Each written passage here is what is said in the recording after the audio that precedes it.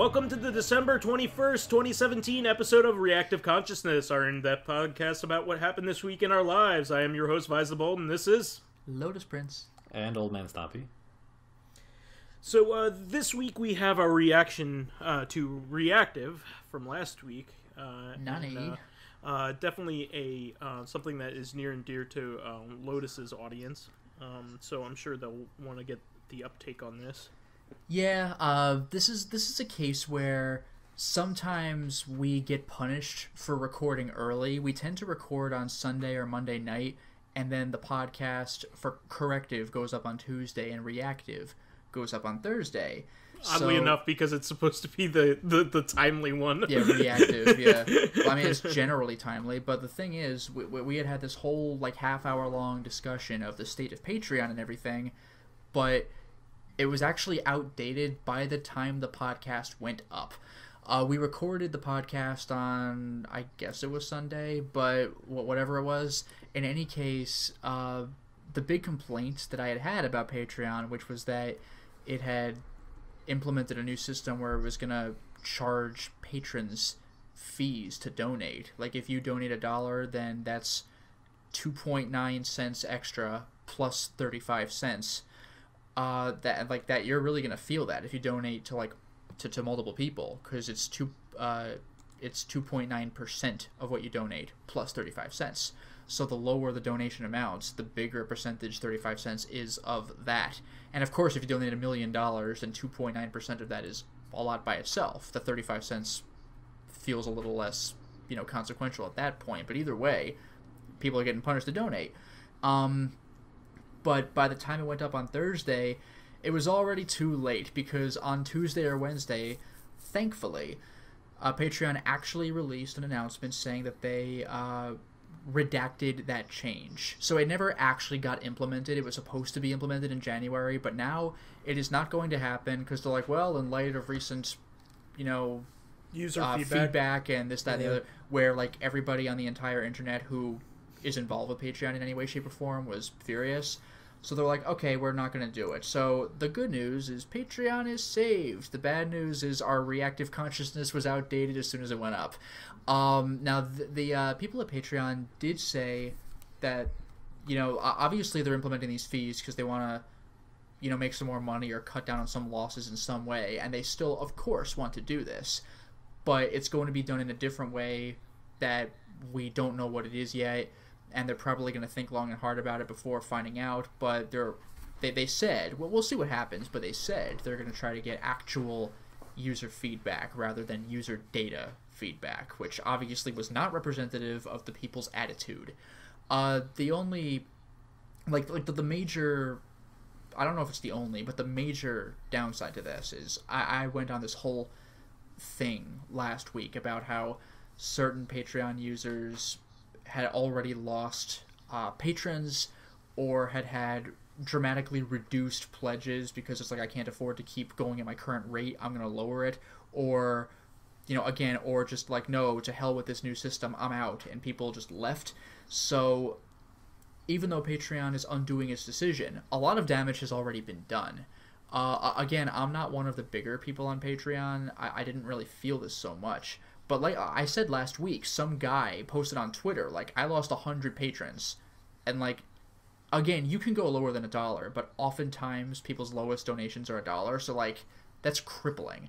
So is this person going to be able to reach out to his patrons and let them know it's safe to come back?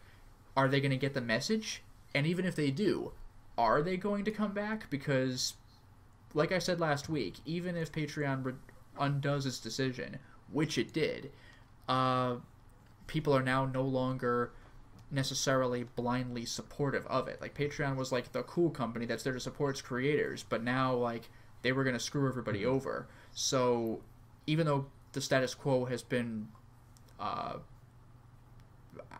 it's come back, whatever the word is, even though the status quo has been restored is the word I wanted.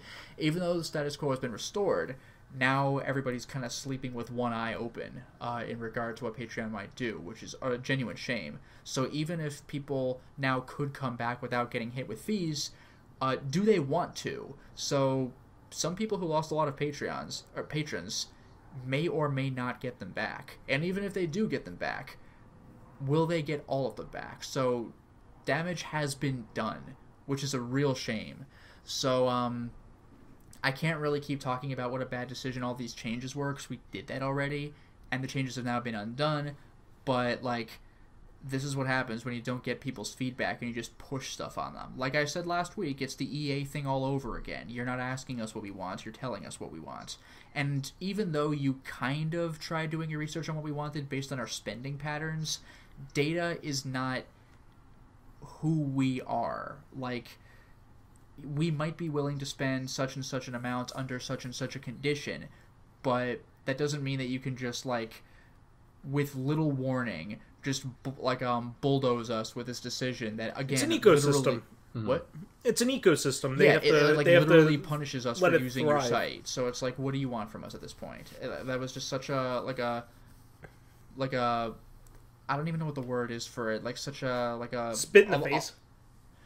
I mean, it was that, but I'm trying to look for more of like a decision that was made blindly. It was such a not on the pulse, like not paying attention kind of decision. There's a word for it, but whatever. You know, like that kind of decision was made. It was just it was a boneheaded decision. Not the best word I'm looking for, but it was something where you know, they should have known better but didn't. I mean, it's always plausible that, like, due to all of the $1 pledges that dropped off of the Patreon system because they were expecting this change, that may have, like, decreased their transaction budget sufficiently that they could postpone this change for a while, or maybe they got a new infusion of venture capital that allows them to... It might have been mission accomplished after all. Yeah, if their business model is just not profitable in the long term as a result of, like, the current spending pattern of their users, then like, they might have been able to kick the can down the road a little bit.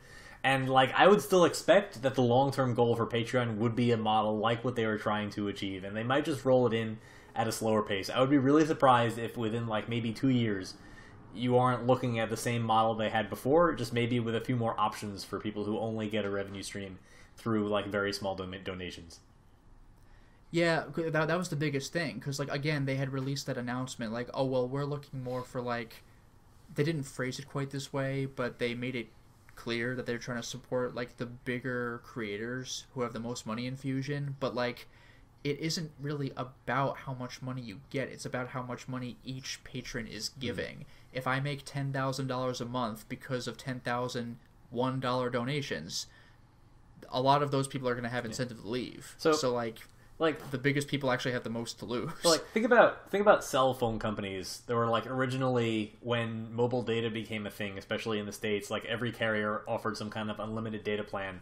Back then, like, the unlimited data meant that you could, like, check your email via your phone, you know, through like the 3G or the 2G, and not like watching streaming YouTube videos.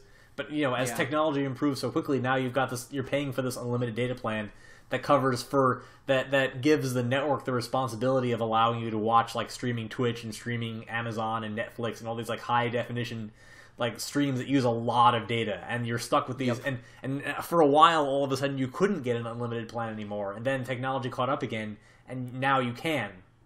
So, like, for Patreon, obviously, like, however their model worked, it probably was, like I said, not sustainable in the long term, and it might be again as they get bigger, as they grow, and they develop, like, a more flexible, like, payment schedule for the people who want to donate to content creaters. But I would, like I said, I would agree with you that fear will always be there, at least for the short term, that they're going to trend towards a model like what they were planning on rolling out in January. Yeah, I mean, well, like you said, even if they did, like, you can't just spring this shit on us. And, like, and again, the fact that it's happening over, like, you know, what would have been the holidays is, like, that's really now you're gonna just screw everybody over, like, on freaking, like, Christmas. Like, and I mean, thanks. They might have even been correct in terms, like, I wouldn't necessarily say that you people aren't data, but the data did not take into account the negative externality of making an announcement. Like, people don't like change. People don't respond well to change. It doesn't matter if the end result turned out to be okay. Like, a lot of these large companies, they make these sweeping changes to their transaction plans, and they just know that they're going to absorb the negative publicity because their long-term projections don't really change. But, like, this case, I guess the reaction was severe enough that they felt like it was necessary to roll it back. Well, yeah, well that was like I keep saying this, but that's basically what happened with EA as well. Like when they said you could either grind for 40 hours to unlock a single character, or you could pay $5 or $10 or whatever it was. A lot of people are not going to want to pay, but if even only a few do, that is a ton of money in EA's direction. So it's like, you know what, we can deal with this. Sure. But they didn't expect everyone on the freaking planet Earth to get mad to the point where it like affected their company's stock. So they're like, oh, okay, let's do something about this. It's problematic for them to do it that way too, because the game is obviously designed with a mobile style unlocking scheme where you either pay for it all up front just for the immediate satisfaction, or you spend like forever grinding for it. And if you don't, if you take that away, then you're left with a game that doesn't make you any money, and like all the rewards are not worth like the amount of time that you normally would have played, you know? Like, well, that was the they're thing. left with a game with no content. Yeah, well, that was the thing. Yeah, the game has nothing, like, for content. Like, again, 40 hours per character is, like, just a lifestyle. Just trying to unlock the characters in the game. And if you don't feel like doing that, somebody put up the numbers somewhere. I forgot what it was, but it was, like, over $1,000 if you just want to pay for everything. And this is on top of it being a AAA $60 game. And it's like, even mobile games don't go that far unless you play them for years. Like, and you really have to be doing the long haul. Like, we're talking, like, those train simulator amounts of DLC that you were never going to buy all of, but you could if you really wanted to. Well, but for Battlefront, are you fucking serious? Certainly the dream for mobile games are the whales that do spend like $10,000 or more on a game, and those people finance the game for basically everybody else. Well, exactly, and again, that's what EA was planning. But the problem is, it's one thing to offer that option if you just don't feel like grinding, but it's another thing to intentionally make the grind so awful that if you feel like playing any other game in your life, then you'd better pay for this or drop it on day one. So like that's the problem with EA. And they did this for we've already ranted about this twice, but they did it for Dungeon Keeper on iOS as well. They took a working model and they intentionally made it worse, and then they want you to pay to undo the damage that they did. This isn't a mobile game that costs nothing, and you could play for a reasonable amount of time, and it's like, you want to put in like $1 for a little more time? Like, this is just like, we're going to just put this restriction on you, and the restriction is insane, and the cost of circumventing it is insane. And it's like, wow, dude, like, that is just so wildly hyperbolic, like, the scale they put on both the time and the money, that it's just like, no wonder everybody got so mad. And again, they were mad at first, but then EA doubled down on like, well, you'll be satisfied if you grind for 40 hours. Like, no, I won't. I'll be fucking exhausted if I get the character. Like, finally, 40 hours of my life are over. Like, I don't want that feeling. It's terrible. Like, I could beat 2 RPGs in 40 hours, depending on which ones they are. So, I mean, I had mentioned in the past my grind for the Yokai Watch mounts in Final Fantasy XIV. That took me like probably 100 or so hours over the course of a couple of months to get. And like, there's nothing else in the game which is anywhere near that grindy, and I probably would not still be playing the game if that was the case. Because like, these days, like, now that I have the mount that you get as the reward for completing that side quest, I ride it everywhere just as a reminder of how stupid that whole endeavor was and how much of my fucking time that I wasted. Yeah. And when any other NPC sees you riding on that mount, they're like, wow, just imagine the sense of pride and accomplishment he must have. I know I do have plenty of pride and accomplishment. There it is. But anyway, so our last reactive was uploaded at just the right time where it was irrelevant as soon as you heard it. It was more like retroactive rage for any listeners at that point. So now things have been undone, and let's hope to God Patreon doesn't suddenly spring this on me again, because we are again recording on a Monday night, and this is going to go up Thursday. Watch there be like radical change that we're too late for, but I don't think it's going to happen so quickly. The good news is that we'll be recording on Thursday. That is true this particular week, because we're not recording on freaking Christmas Eve and Christmas Day. And it will be aired the following Thursday, so it will be even further behind than usual. That's a good point. Yes. Just in case. It'll be great. But anyway, this was a much more brief thing. It was more of an update, like a corollary to the previous reactive. But do you guys have anything? It was an ancillary corollary. Yes.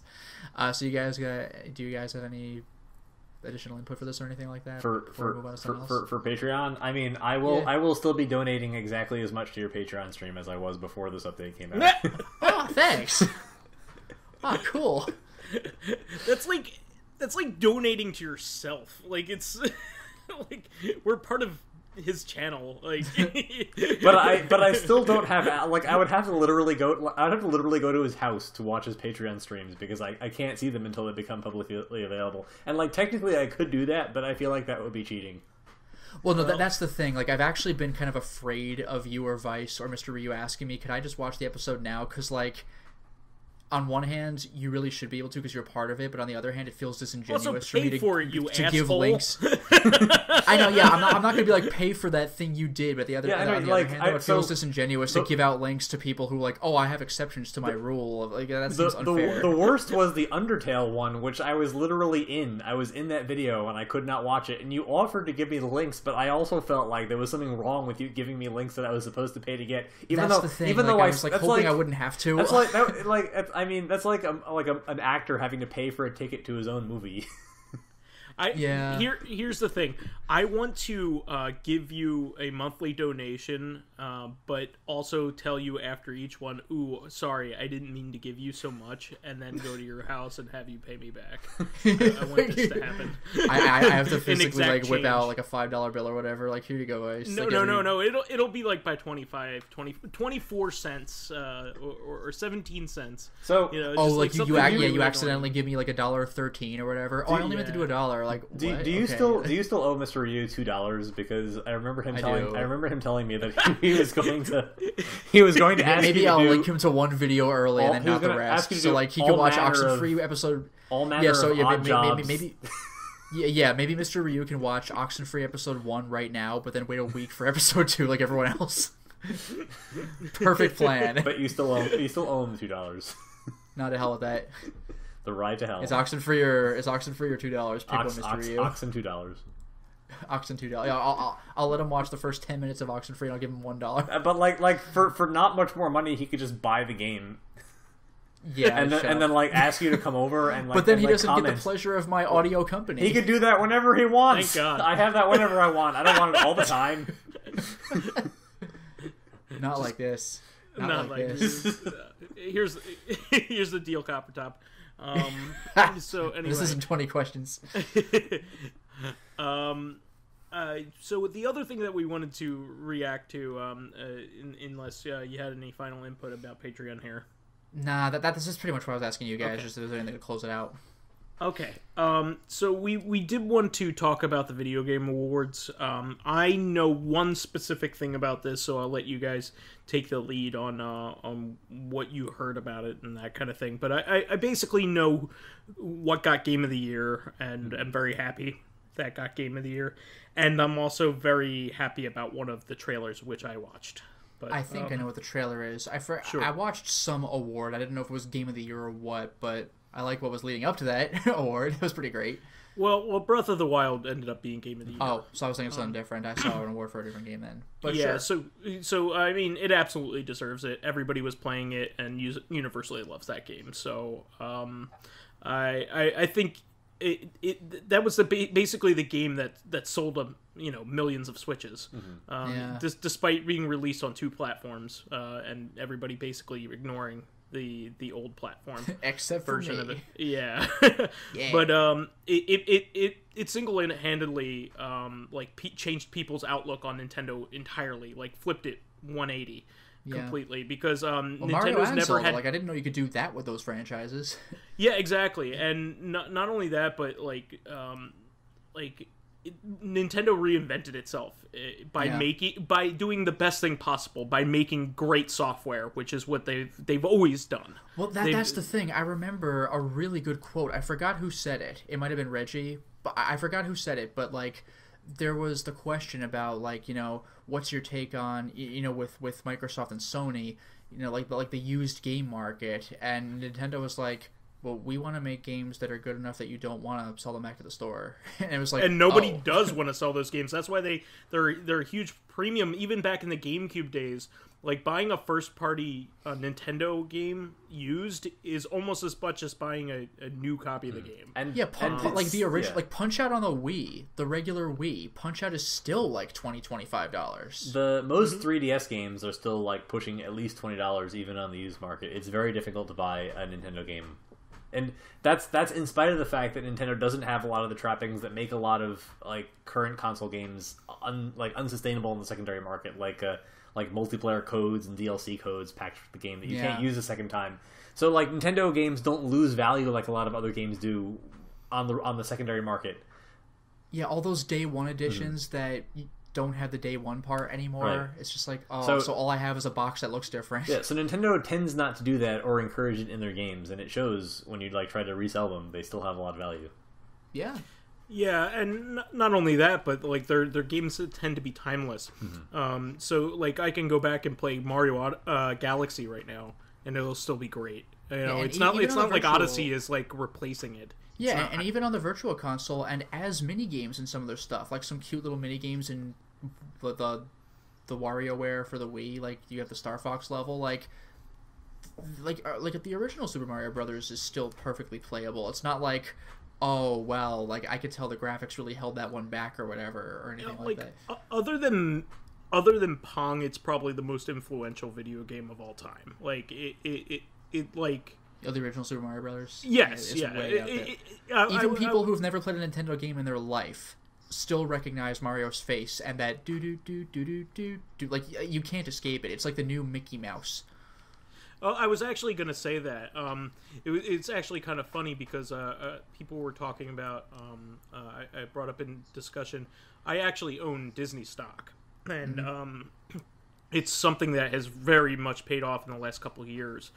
Because they are really into acquisitions lately. Yeah. And they've been acquiring, they just acquired a 20th Century Fox, of all things. So there's a few things to glean from this, just as a side note.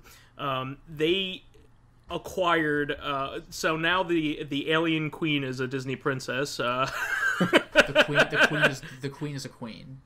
Oh, I'm sorry. Yeah, get it right. All of her disgusting brood are Disney princesses.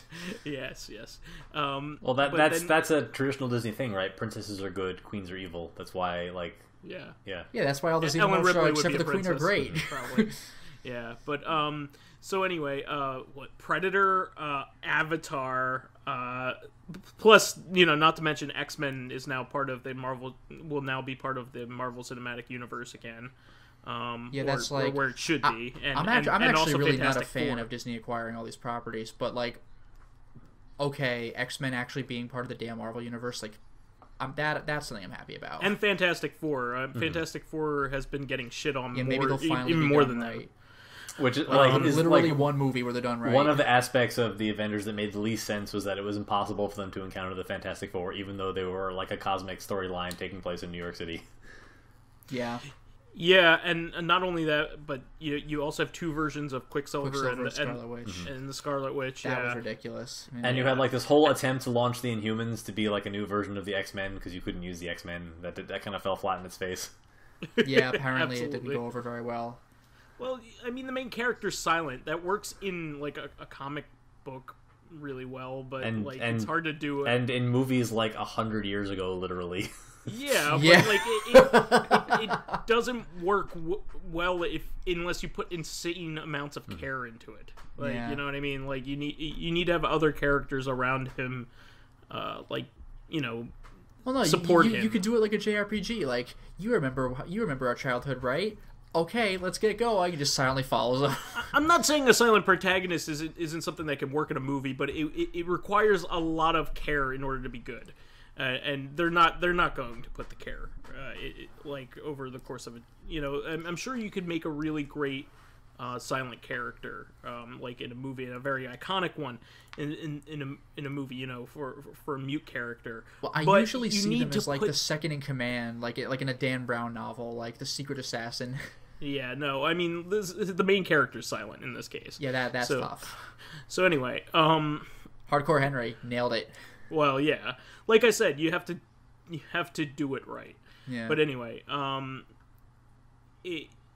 it's I think this is cool. Like all this kind of stuff is cool. Also, The Simpsons, and Family Guy are now Disney properties. You might have seen this thrown around on Facebook, but someone actually screen capped a part of The Simpsons where it was as a joke. like the 20th Century Fox logo, like a Disney subsidiary, and now it's actually true. Well, Simpsons has been making jokes for 30 years about predictive stuff, including our president. But anyway, they.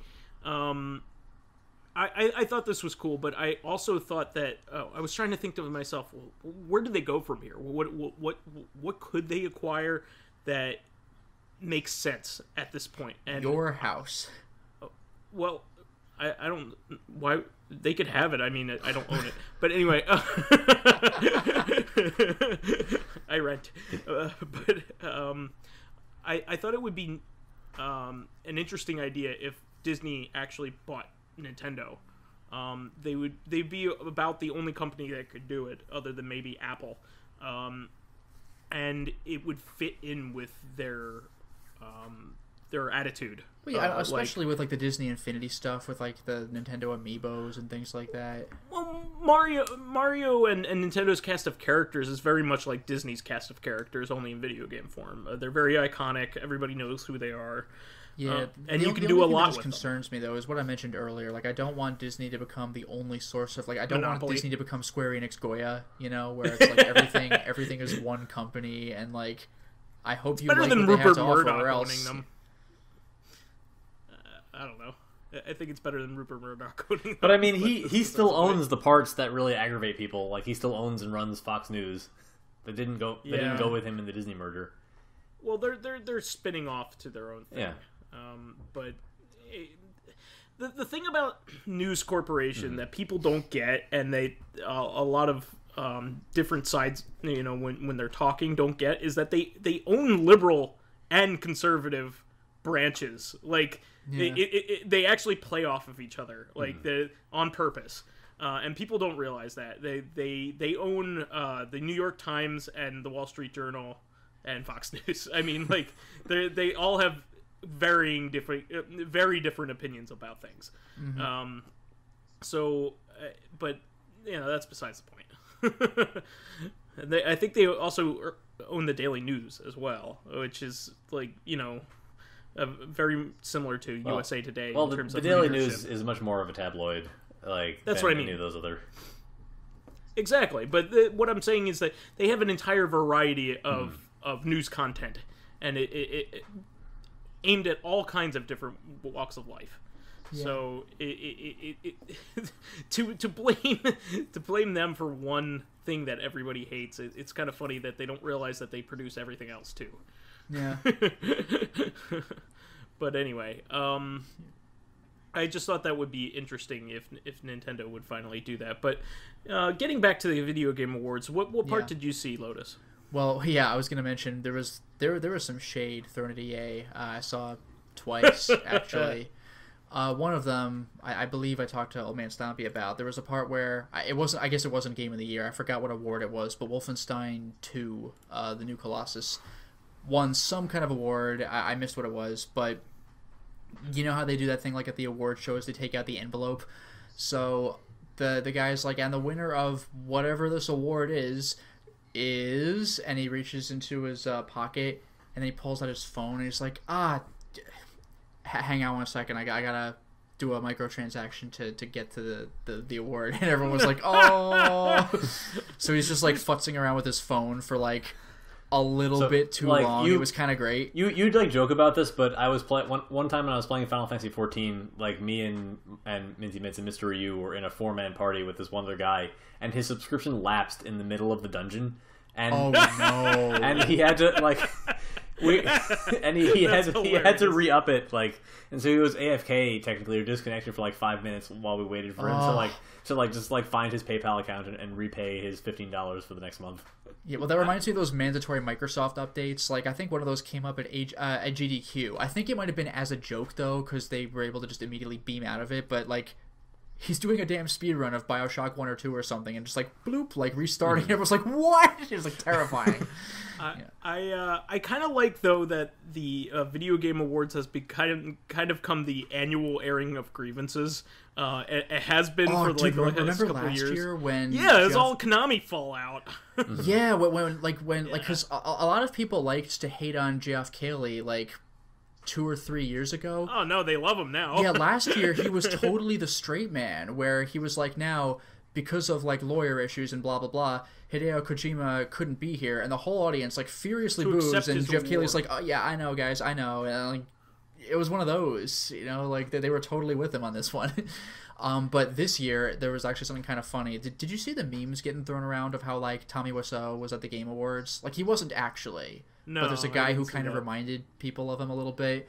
He had, it wasn't Tommy Wiseau hair, but his hair was a little bit on the longer side, and the guy, again, he didn't sound like Tommy Wiseau, but he sounded like he might have had a couple drinks before coming on. Like he didn't sound piss drunk, but he sounded didn't feel like it sounded like he was full of painkillers like Tommy Wiseau does. Sure. No, like he didn't sound like that, but there was definitely something where it's like, maybe this is how you are sober, but if I had to guess, like, like you know, so like, but it was weird because this guy was talking about his game.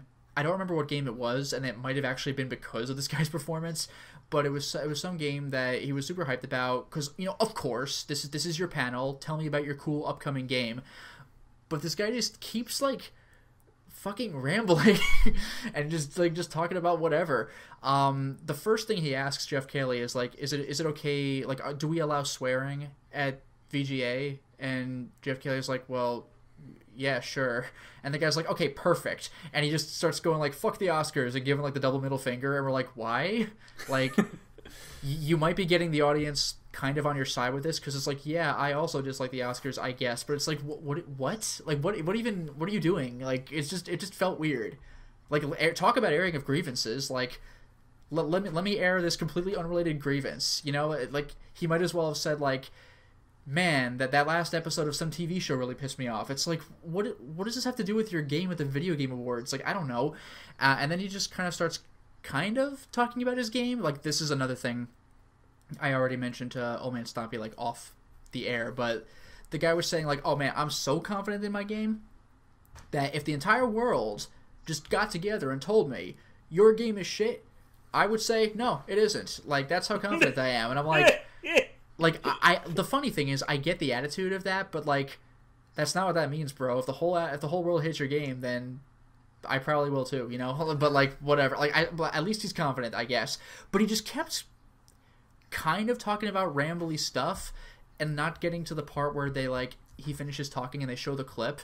And Jeff Keighley was, like, it got to the point where you could tell he was putting in physical effort to maintain his professional composure. He was really kind of like, all right, well, we should get to the clip. Like, it was getting to that like a couple of times, and it was like they're playing him off the stage essentially, right? Yeah, it was like Mr. Caffeine several years ago. It was funny at first, but it got to a point where it got a little uncomfortable to watch, and it's like, could you please not? Like, I just want to, you had your moment, could we just, all right. And one other funny thing about this guy though was that he also mentioned like, oh, this game doesn't have any microtransaction bullshit, but then like he must have immediately remembered that, like, I think EA is, like, one of the mother companies for his game. So he immediately, like, half backpedaled, where he was like, no, I mean, EA not that there's anything wrong with that. Well, no. To be fair, he didn't do that.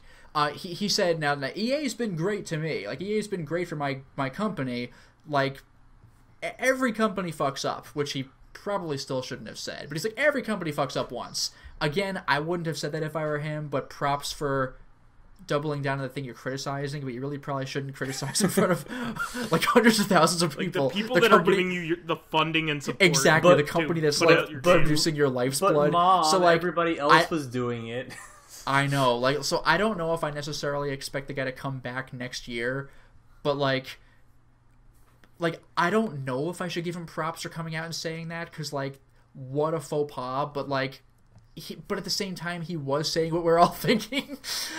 So that was kind of an interesting thing to happen. So I don't know. That was an experience. He's saying what we're all thinking, but the rest of us aren't thinking it at their employers. That's the thing. Like, meanwhile, all of his coworkers, like in the back, must have been like, "Oh no!" Millions of people. Yeah. Like, dude, like, so that was an experience. And that's really kind of all I saw of the Video Game Awards, except for what I mentioned last week, which was Soul Calibur 6 hype.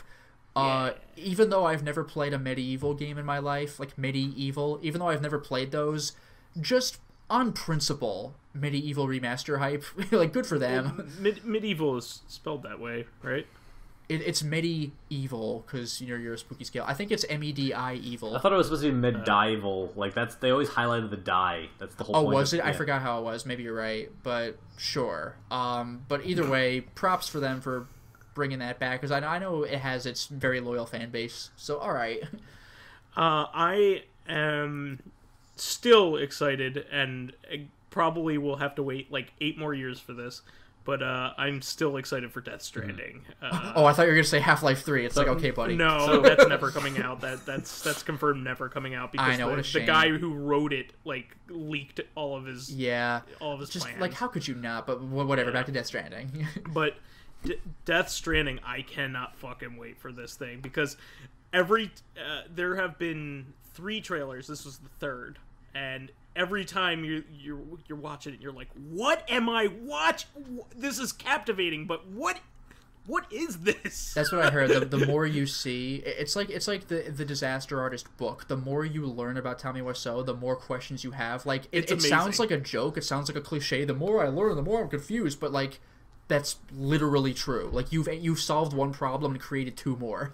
So so it's a lot like what we were talking about in CoreCon this week, where like film trailers these days are short films that are designed to make you want to watch the movie. And like for video games, this is particularly compelling because there's nothing that says a video game trailer has that. And in fact, people expect a video game trailer to look nothing like how the game's actually going to play because it almost never actually has gameplay in it. Final Fantasy 13 2. And a lot of trailers, a lot of trailers, I might add, don't actually appear in the game. Or unless it's like a special thing. Like No More Heroes, the trailer for that is kind of like a bonus. Yeah, it's a video of the trailer in the game. It doesn't actually happen in game. Mm-hmm. Yeah, and what Mr. Ryu told me, like, remember when we were so hyped about how Geese Howard was going to join Tekken 7? Well, the trailer clip for him was, like, you see Heihachi standing around, and all of a sudden you hear a voice, like, this town was not meant to be ruled by a Mishima, and you're like, who's talking? And Geese walks in, and you're like, oh! But, like, that doesn't happen in the game. Like, apparently he doesn't really have a story segment. That was just cool for the trailer. Yeah, I mean, I like this approach. I mean, God only knows how this game is actually going to play. That's the thing. This is a game, right? Like, what are you doing it? Well, here's the thing. Everybody has known for a really long time, that Quentin Tarantino is a frustrated novelist. Like, he makes fantastic movies, but if you read his screenplays, they are novels. Like, they're not screenplays. Well, same thing with Hideo Kojima. He's a frustrated director, movie director that never got a chance or had the ability to make a movie for a number of reasons. Not Metal probably Gear Solid because 2 he was couldn't. A movie. But like that's what I'm trying to say is his actual product is a movie. Like it's literally 80 minutes straight of cutscenes. And I mean, he made Snatcher, which is a movie, basically. I mean, come on. Yeah. And it's still one of my favorite video games. It's a movie that but plays like Maniac It's barely Mansion. a video game, but it's great. I love it. Yeah. But I love the world building in it because it's a novel, basically. But it's this. I'm going to love it. Whatever it is, I'm going to love it. Actually, regarding that thought, like whatever it is, I'm going to love it. Somebody on Twitter retweeted somebody else's thought about the Death Stranding trailer as it happened, which was, and I didn't actually watch the trailer. I wanted to actively avoid it because like I want to be surprised. But like somebody retweeted someone who had said something like, so what's the deal with those babies? Are they aliens or are they trying to make like superhumans with this weird alien liquid or what? And then the guy who retweeted that tweet said like, I hope this game never comes out so I could keep reading weird shit like this. Yep. It's like, yes. You should really watch the trailers because they're captivating, and like I said, sure. I think they play into the game. I don't think they'll actually happen during the game. That might be the case. Like to be fair, like the original Dead Islands trailer was not representative of the game, and that's like one of the best things I've ever seen. Yeah, no, these trailers are captivating and seemingly don't link to each other. There's common, except that it has Norman Reedus in it. Norman Reedus is in it, but he's doing different things in each of them, and you can't discern what's going on. Nice. And there are babies in jars, and there are like they're going to be the Drakengard babies. Just wait. But there are invisible creatures. Like it's just like there are themes, but they're disjointed. You know, like you have no idea what's going on. It's exciting and liberating because Kojima has spent like the last several years just stuck making games for a franchise with a fan base that he hates and has nothing but disdain for. And now he actually gets to make a game that he like legitimately likes and has total creative control over with like other people with strong artistic vision. Mm-hmm. Yeah, and not only that, but he gets to do the director thing by actually putting a real actor that he loves into while working with a director that he loves. Guillermo del Toro's actually in the game. That's what I love. Like, that was supposed to be, well, I mean, not the same project, obviously, but like that team up was going to make Silent Hills. Sure. And that didn't happen. But the team up is still there for something and different, which is super making cool. something completely different. And, yeah. You know, maybe some of the ideas are... I'm sure there's some common DNA. The baby was in PT, too. Not quite the same baby, but certainly like a baby. A baby. Yeah, there's themes. There's carryover themes, sure. But there's also, at one point, Kojima goes... he tweets out, look for kind of a reference, and then he winks. And people are thinking that, like, a shadow kind of looks like Mantis. Like Psycho Mantis. Nice. But, like, of course, you know, he's never going to outright say it was. Mm-hmm. Sure. But you really can't do that.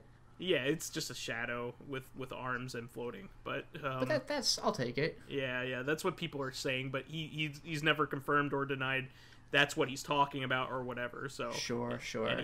But you won't get that out of him. But he wants people to make their own art out of. Interpretation out of his art anyway. So, but am I like this? Like, made me ask more questions. Like, this didn't answer anything. Like, yeah, I'll get like I said, just like a disaster artist. It's like, well, now I've seen that Tommy Wiseau like runs a store and gets money, but how does he run it? He's never there running it. Like, et cetera, et cetera. Like, all these people are floating away from the land, but he isn't, and you don't know why, and you don't know what's protecting him, and like all these people are like do not want to float away because they're trying to kill themselves before they get brought into some kind of hell that is somehow worse. And then you see this gigantic monster, and you're like, what are you gonna have to do? Fight that? Like, what is that? You know what that actually reminds me of, by the way? I had brought this up many weeks ago. Our friend Perry had lent me a pseudo sequel to one of the Hellraiser franchise called The Scarlet Gospels, which was a sort of fantasy take on Hellraiser, but still written by Clive Barker. But they go into the logistics of hell, and there's like a citadel in the center of the place where all the lost souls just hear that like that place must be absolutely awful. So even though like that must be like the super horrible place, so even though they're in hell. Like you know how like, the whole there. You know how the whole thing with Dante's Inferno is like abandon all hope. Like all the souls that are in hell are like, well, at least I'm not in there. It's like, oh. well, the first part of hell is like limbo, and like limbo. Yeah, but you still lose hope. Well, yeah, but what I'm saying is limbo is a hell of a lot better than the rest of hell. Like, yeah, limbo. Limbo's literally a hell of a lot. You're not going to get into heaven, but at least you're not getting tortured. Yeah. Yeah. No. Well, but keep in mind though, torture is you'll never be part of heaven. Yeah. That's. But keep in mind though, this is the Hellraiser universe. You've seen what the Cenobites can do. It's fucking awful. So like what they do on Earth is terrible. Yeah. So we're seeing souls in hell who have been maimed and everything, and they do get treated badly. And they're still like, well, at least I'm not in there. It's just like, oh my god. What the great thing that I love about Dante's Inferno is that like Satan is not really the ruler of the hell. He's like he's like the biggest prisoner. He's like the top prisoner, which he's the one being punished the most. Yeah, and by the way, speaking of which, Judas, Brutus, and Cassius, you know. You must have been a bad person when you are personally being eaten by the devil himself. Like, for all of eternity. Not many people get that distinction. There are people who have done atrocious things, but they're not personally being attended to by Satan. Like, oh man. Well, you didn't betray the Son of God. Yeah, didn't do that. Like, knowingly did it for just a little bit of money. But anyway, that's one thing, by the way, about at this point it's getting kind of old. But the God of War clone, the Dante's Inferno PS3 and 360 game. oh sure. Because it butchers a lot of stuff in the book. The basic idea in the game is you're running around with a scythe killing. You're a poet, first of all. Yeah, You're like not you killed supposed death to and be, took like... his scythe, like bullshit. So it's like, how much of this game is going to get wrong? Like, props for maintaining Satan's 3 faces on one head. I was pretty happy to see that. Sure. But, like, first of all, I know you're not going to make the other 2 books, and... Yeah, there's no way. Well, the funny thing is, there was a running joke around when the game came out, because, like, the Epic Edition, no, it was the Divine Edition, I believe. Yeah. It came with a copy, like a digital copy of the Inferno, and everybody was joking, like, well, now you can get a first-hand, like, side-by-side view of how much the game butchers the epic poem. Like, here's the poems, you can see what they got wrong. Yeah. And it also doesn't convey any of the comedy. No, not at all. I mean, Yeah. basically what I'll say about that game is the visuals are just gorgeous. But, like, yeah, it misses the point of the poem, and... It's supposed to be... The most whole of the poem messages was as well, supposed like, to be most of the satirical. overt messages. It's supposed to be satirical and making fun of, like, current political things. So that's actually Yeah. why it's hard for modern readers to realize that it's supposed to be funny. Yeah, because... but also you're trying to save your girlfriend from Satan, whereas in, like, basically the Divine Comedy, the trilogy, exists as sort of like an apology to the real Dante's girlfriend. Like, he put her in heaven. Well, yeah, like he's not trying to save her. He's actually trying to, like, be with her. That was the point. And meanwhile the devil just grabs your girlfriend because I don't know why, and he's like, haha, come and get me. Like, what? Wait, aren't you? What? Okay. Yeah. Guess we're not doing that. Yeah. It's anyway. a fun game, but, like, yeah, misses all the points. But yeah, I'm really excited. I can't wait to see the next What the Fuck trailer. In fact, I wish it was just a whole collection of trailers that I get to see one per year for the rest of my life. Yes. And it doesn't tell me any cohesive story whatsoever, and I just keep going, what? What? Exactly. Like, It'd be great. Constant Jackie Chan meme face. Yeah, that, ooh, like, that's such a good face. But did you get a chance to see it, Old Man Stumpy? I actually haven't seen the Death Stranding trailer yet. I mean, I'm like loosely following the movie. I mean, the plot, the development cycle of the game. But these days, like, I tend not to watch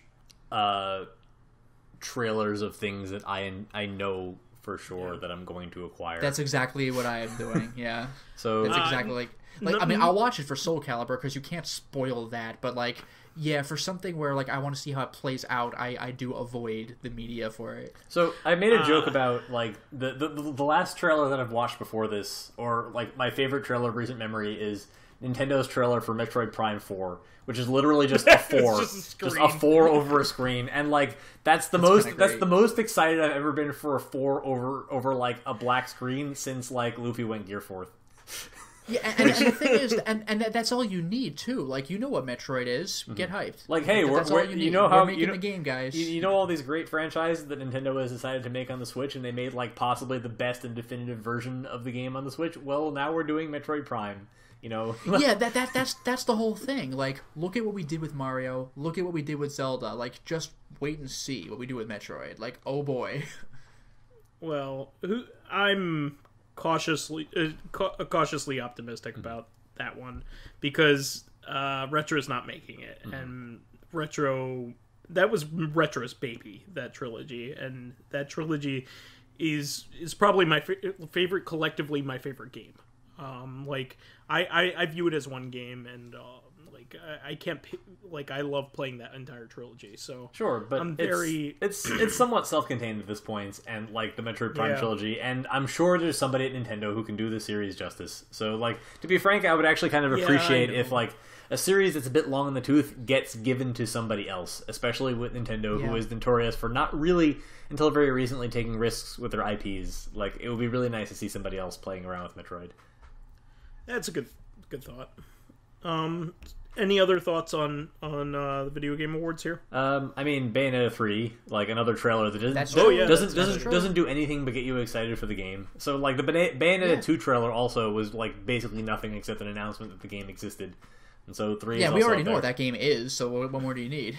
Well, what's really good about it is that one of the best games of last generation will actually have a way of getting to its audience, an audience that never experienced it.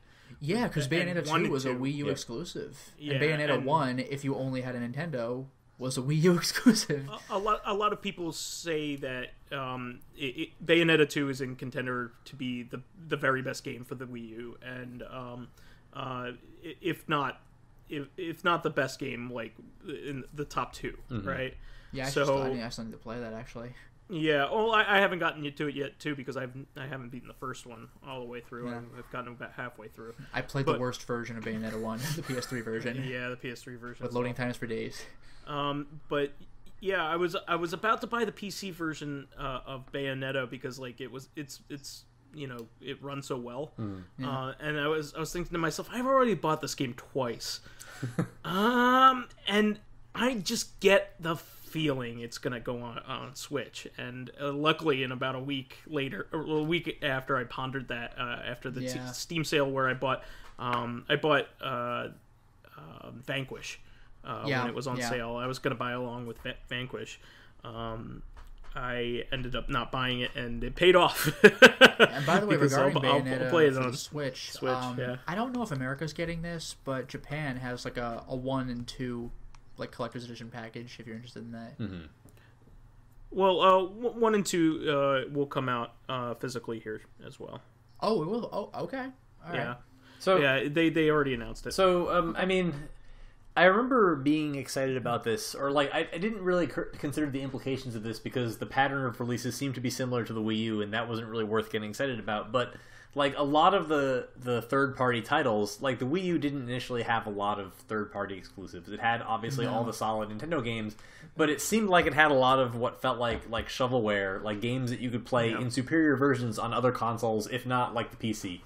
But like the Switch, like it felt like a lot of the big announcements for the console were in the same vein. Like, is it really exciting to be able to play Doom on the Switch? Or at least from my perspective initially, is it exciting to play Doom on the Switch? Is it exciting to play Skyrim on the Switch? These games have been around forever, and like not for you, but for the people that are playing them, playing the Switch, it is. Yeah, for the fact that these games are available even in like a slightly stripped down state to fit to the Nintendo specs on a handheld console that you can take with you, and like the form factor of the Switch is so distinct from other like gaming platforms that it adds value to those games that didn't exist before. It lets them reach an audience. That's the whole thing. Yeah, when I heard about Skyrim, I was like, of all games in the world, 6-year-old Skyrim that everyone's already played, but number one, not everyone has. It's easy to say that because it's just been out for a long time. But yeah, like handheld Skyrim, like, are you kidding me? Like, that's like revolutionary. It's a game that doesn't end, basically, and you know, something like Binding of Isaac is great on a portable. It's such a shame that like the newest versions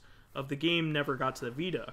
The only a stripped down out of date version is on the PS4 got the newest version. You'd think the Vita would be able to do it, but all right. I can tell you the Vita barely handled the original. Like it barely could process the parasite. And some like single power-ups by itself, like with very intensive sprite effects, like the Vita struggled with. So I cannot imagine that with the newer synergies, even in the first expansion. Some combinations are ridiculous. I mean, it was on the 3DS too, and the 3DS could barely handle the base game at all. It's just great because it's become the new basically it's becoming the portable version of Steam now. Like all the great indie darlings are coming out on it, like Axiom Verge, you have Cave Story, like all these great indie games that you people are dubbing new classics. Undertale, I'm sure, is going to be on there any day now. Like all these great indie darlings. Enter the Gungeon just got put on there, I believe. These games deserved really good portable versions, and not only is it a portable version, but it's like definitive. Like you could play it anywhere. The one that really got me was It'll Do 2. Like that first game, I didn't even know it was a game until I got it for free on one of the GOG giveaways. I have It'll Do too. It'll Do as well. Yeah, I played the first one. It was way better than I was expecting it to be. And like I saw that there was a second game, and it got a physical release for the Switch. It's like, where did this come from? Yeah, exactly. I mean, I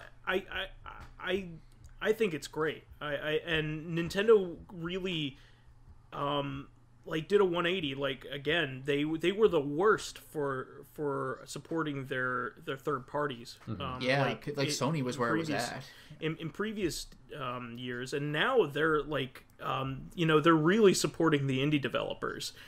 They're really all over it. It's basically becoming the successor to the Vita, what the Vita should have been.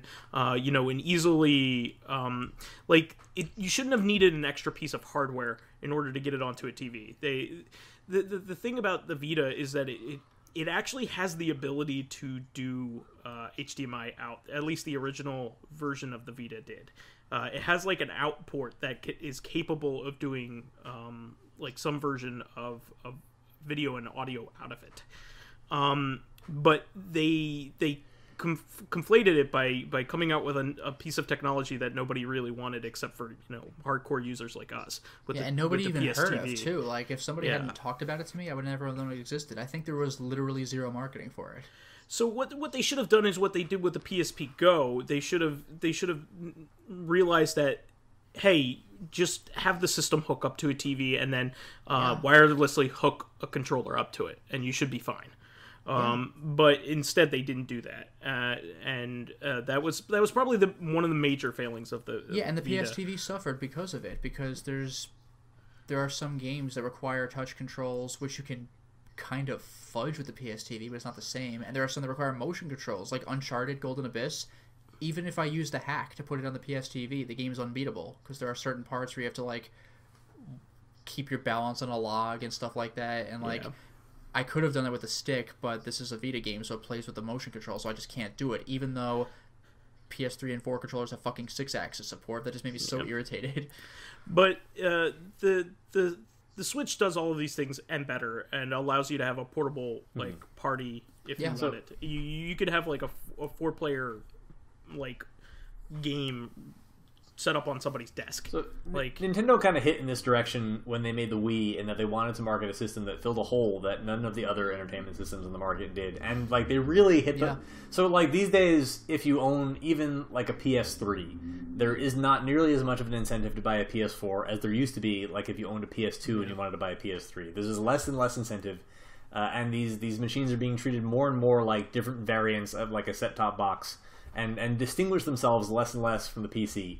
Nintendo like saw that you can't really experience large-scale success in that market unless you fill a hole, and they successfully filled that hole by giving you something that the PC can't give you. Yeah. And I've been wanting for a really long time. I've been wanting a portable Windows device that wasn't a laptop just to play games on. And this is doing that. And a lot of times I need to think to myself, do I want the PC version or do I want the Switch version now? Because now it's getting to the point where I might just want to get the Switch version because I can take it with me, and it's the same, virtually the same experience. Yeah, that's not exactly the same. It's another good point that Windows hasn't really penetrated the portable market, and a lot of what we consider to be portable games, like if you really think about portable gaming, is mobile gaming, which mostly caters to the casual crowd that wants to play a freemium game, or is happy playing a freemium game, just because that's what the market is saturated with. And then the Switch threads that needle because it gives you, a more robust experience in your gaming that most mobile games don't give you. Yeah, well, I think this is a fascinating topic. We should definitely follow up on it on another Reactive, because it's something that we can continue to talk about, especially with the success that the Switch has been having and will continue to have. I 100% believe in it as a platform, so I think we'll have plenty to talk about in the future. So that's the show for this week. We will catch you on Tuesday, right after the day after Christmas here. And please remember to subscribe to the Corrective Consciousness YouTube and Soundcloud pages. While there, please give us thumbs ups, likes, and 5-star ratings on iTunes. It helps us promote and spread awareness of the show, and any bit of encouragement helps keep the show going. You can also catch us on Tuesday on our sister podcast, Corrective Consciousness, the podcast about our lives and pop culture. Finally, you can friend me as Vice the Bold on PSN, Xbox Live, Steam, Twitter, Battle.net, and in real life, I need hugs. Go ahead. I just want to let that sit. How can I follow that up? Yeah, you can follow me on my YouTube channel, Lotus Prince. You can hit me up on Twitter at Lotus Prince. And finally, if you are interested in seeing my videos early, getting in on exclusive live streams, or even selecting upcoming games for me to Let's Play, then perhaps consider swinging by my Patreon account, which is patreon.com/LotusPrince. And you can find me as Old Man Stompy on most major gaming and social media networks except for Steam. You can also find me on Patreon at, well, I don't have one, so that's probably a really bad idea. Yeah, I was like, really? I'll pay you money to not have a Patreon. Oh, that sounds like a fantastic deal. I already don't have a Patreon. Where's my money? Yeah, it's just like Fight Club. Like, I'm not going to come into work. Just give me money. All right. Seriously. Catch you on Tuesday, everyone. Until next time, everyone. Cheers.